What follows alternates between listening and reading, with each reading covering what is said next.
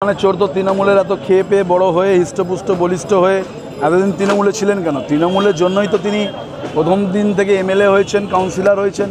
কংগ্রেস করতেন, কংগ্রেস তাকে কাউন্সিলর করেনি, তৃণমূল কংগ্রেস কাউন্সিলর হয়েছিল।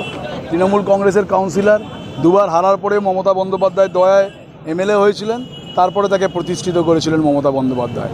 মমতা বন্দ্যোপাধ্যায় ছাড়া জিরো।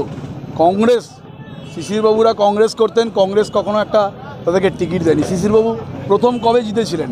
এমএলএ হয়েছিলেন তৃণমূল কংগ্রেসের টিকিট নিয়ে।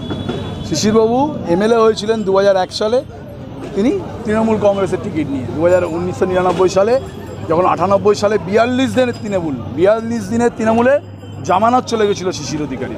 তো স্বাভাবিক কারণে এখানে এরকম কিছু নয়, তৃণমূল কংগ্রেস ছিল বলে শুভেন্দুকে সারা বাংলার মানুষ চিনেছে, নাহলে শুভেন্দুবাবু গরিব নেতা, গলির নেতাতেই থাকতেন।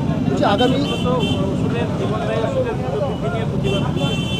সারা বাংলা জুড়ে প্রতিবাদ হচ্ছে। কাঁথি শহরেও তৃণমূল কংগ্রেস এবং সমস্ত শাখা সংগঠন, কাঁথি শহর তৃণমূল কংগ্রেস এবং 1 নম্বর ব্লক তৃণমূল কংগ্রেস যৌথভাবে কেন্দ্র সরকারের এই যে জনস্বার্থ বিরোধী যে সিদ্ধান্ত, মানুষের ওপর কর চাপিয়ে দেওয়া, বোঝা চাপিয়ে দেওয়া, সেই সিদ্ধান্তের প্রতিবাদে আমরা আজকে গর্জে উঠেছি কাঁথি শহরে।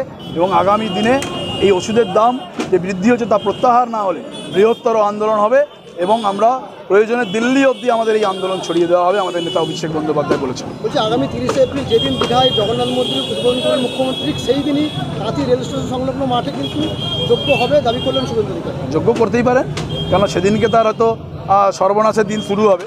তো তিনি যোগ্য করে যদি সর্বনাশ আটকাতে চান তাহলে যোগ্য করতে পারেন। আর যোগ্য করে তিনি বাংলার মানুষকে আটকাতে পারবেন না। এটা দেখুন, জগন্নাথ মন্দিরে বাংলার মানুষ দর্শন করতে আসবেন। জগন্নাথ মন্দির মমতা বন্দ্যোপাধ্যায় করেছেন যে দীঘায় যে এত সুন্দরভাবে দীঘাকে তিনি সাজিয়েছেন 10 বছরে। দীঘার পর্যটক প্রায় 50 গুণ পর্যটক এখন বেশি আসছে। বছরে সে 60 লক্ষ পর্যটক এসছে দীঘাতে।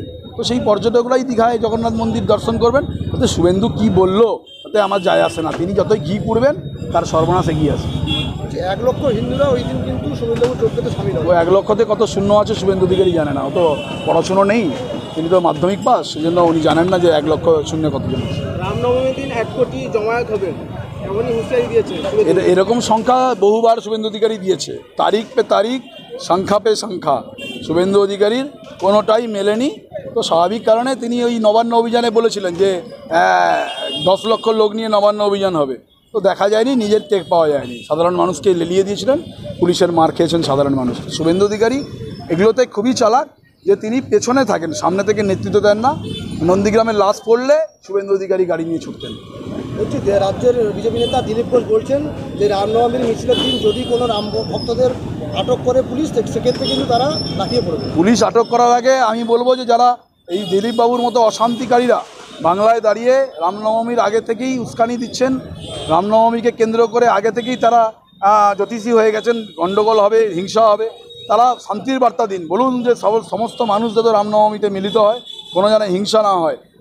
রাম কখনো বলে যায়নি অস্ত্র নিয়ে খেলতে হবে, রাম কখনো বলে দেয়নি লাঠি নিয়ে খেলতে হবে, রাম কখনো বলে দেয়নি বিজেপির রাজনৈতিক দলের পতাকা হবে। তো স্বাভাবিক কারণে যারা রাজনৈতিক দল হিসাবে রামকে এজেন্ট হিসাবে বানাচ্ছেন, তাদের দায়িত্ব হওয়া উচিত যে রামনবমীতে বাংলা যাতে শান্ত থাকে তার বার্তা দিতে। একটা বিজেপির নেতাকে দেখতে পেয়েছেন যে বাংলাকে শান্ত রাখার জন্য বার্তা দিচ্ছেন?